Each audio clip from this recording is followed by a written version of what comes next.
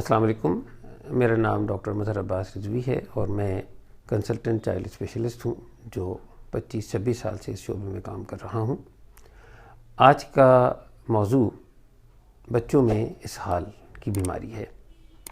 اسہال جس کو انگریزی میں ڈائریا، لوز موشنز یا پیچس بھی کہا جاتا ہے، یہ در حقیقت نظام انہضام کی سوزش ہے جو مختلف جراثیم کی وجہ سے عام طور پہ اور کچھ اور بھی وجوہات ہوتی ہیں، جس میں آنتوں کی سوزش ہوتی ہے اور بچے کو بار بار جو ہے وہ حاجت ہوتی ہے اور اس کے ساتھ بخار بھی ہو سکتا ہے اور الٹیاں بھی ساتھ شروع ہو جاتی ہیں۔ تو ایک طریقے سے یہ ایک ایمرجنسی سچویشن بھی ہوتی ہے اور یہ بہت عام بیماری ہے، اس لیے اس کے بارے میں ابتدائی طبی معلومات کا ہونا بہت ضروری ہے۔ سب میں پہلے تو یہ سمجھ لینا چاہیے کہ اسہال کی بیماری جو ہے وہ جراثیم سے ہوتی ہے اور یہ جراثیم کچھ کھانے پینے سے یا پانی میں یا کھانے میں جراثیم چلے جائیں یا ہم بچے عام طور پہ انگلیاں ڈالتے ہیں منہ میں، تو اس وجہ سے بھی ڈائریا یا اسہال شروع ہو جاتا ہے۔ چھوٹے بچوں میں جو نوزائیدہ بچے ہیں، بعض اوقات وہ بار بار موشن کر رہے ہوتے ہیں، وہ پتلے بھی ہوتے ہیں اور ان کو تھوڑا سا دودھ بھی پھینکتے ہیں، جو دراصل گیسٹرو ایسوفیجل ریفلکس ہے، یہ ایک اور وجہ ہوتی ہے۔ اب یہ دونوں چیزیں ملا کے عام آدمی اور کچھ عام ڈاکٹر بھی اس کو اسہال کی بیماری سمجھنے لگتے ہیں، مگر یہ اصل میں اسہال کی بیماری نہیں ہے۔ میں نوزائیدہ بچوں کی بات کر رہا ہوں۔ جن بچوں کو ماں کا دودھ میسر ہے وہ بعض اوقات ادھر دودھ پیتے ہیں اور ادھر تھوڑی سی ان کو حاجت ہو جاتی ہے، اس کے باوجود یہ بار بار بھی کر رہے ہیں، 10 دفعہ بھی کر لیں، لیکن اگر اس میں اور کوئی علامت نہیں ہے اور ساتھ ہر دودھ پینے کے بعد، ماں کا دودھ پینے کے بعد تھوڑا سا الٹ دیں مگر ساتھ بخار نہ ہو، تو اس میں نہ کسی اینٹی بائیوٹک کی ضرورت ہے نہ ORS کی ضرورت ہے۔ مگر یہ بات صرف ایک چائلڈ اسپیشلسٹ ہی بتا سکتا ہے۔ عام ڈسپینسر اور کویکس جو ہیں وہ اس کو اسہال کی بیماری سمجھتے ہیں، مگر یہ ایک بہت ہی مختلف چیز ہے اور بہت کامن ہے چھوٹے بچوں میں،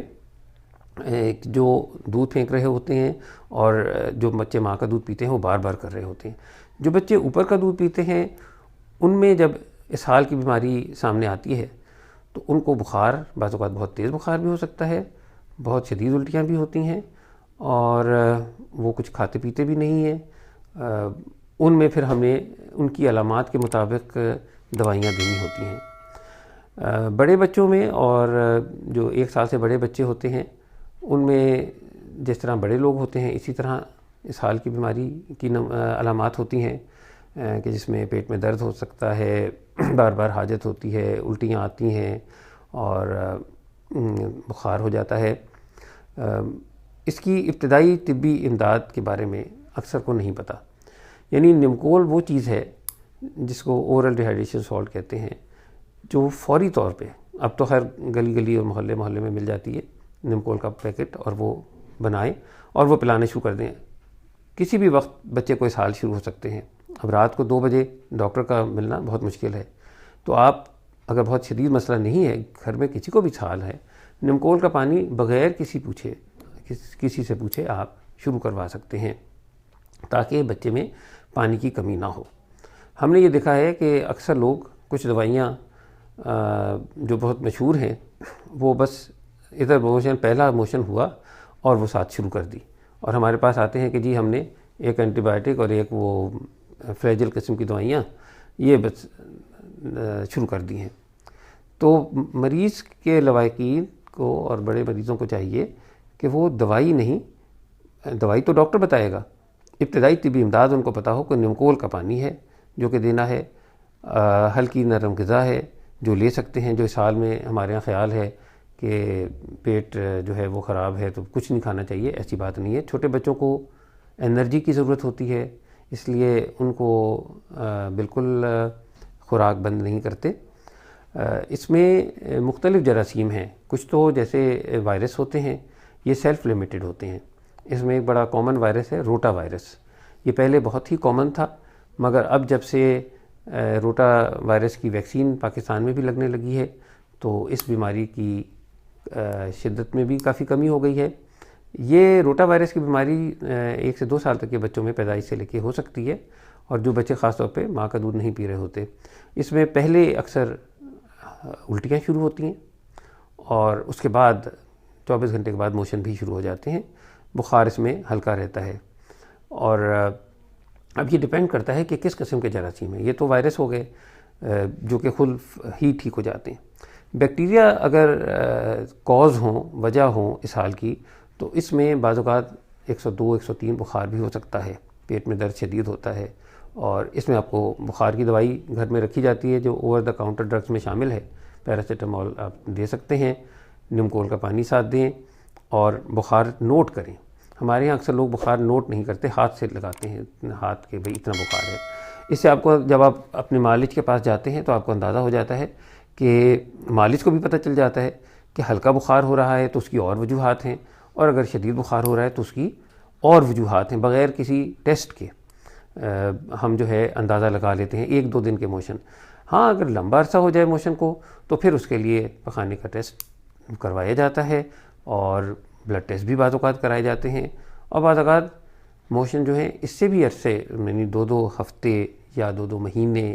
ان کی پھر وجوہات اور ہوتی ہیں۔ اور لازم یہ ہے کہ ہم جو مختلف ڈاکٹروں کے پاس جاتے ہیں، اور ریکارڈ کا ایک پرچہ بھی ہمارے پاس نہیں ہوتا، ہمیں چاہیے کہ اگر ابتدا ہوئی ہے اور ہم چھوٹے قریبی ڈاکٹر کو دکھانا چاہتے ہیں تو وہ پرچی اپنے پاس محفوظ رکھیں۔ اب وہ آرام نہیں آ رہا تو اگلے ڈاکٹر کے پاس جائیں، تو وہ پرچہ دکھائیں اسے، مستند MBBS ڈاکٹر کے پاس جائیں۔ پھر نہ آرام آئے تو آپ 1 ہفتے کے بعد فرض کریں آپ اسپیشلسٹ کے پاس پہنچتے ہیں، تو آپ کے پاس وہ ساری نسخے ہوں گے جس کی وجہ سے اس کو پتہ ہوگا، کیونکہ ایک دوائی 50 ناموں سے آتی ہے، اس کو پتہ ہوگا کہ یہ دوائی استعمال کر چکے ہیں، آرام نہیں آیا ہے، تو اب ہم کس طرف آگے چلیں اور پھر ہم کون سا ٹیسٹ کروائیں۔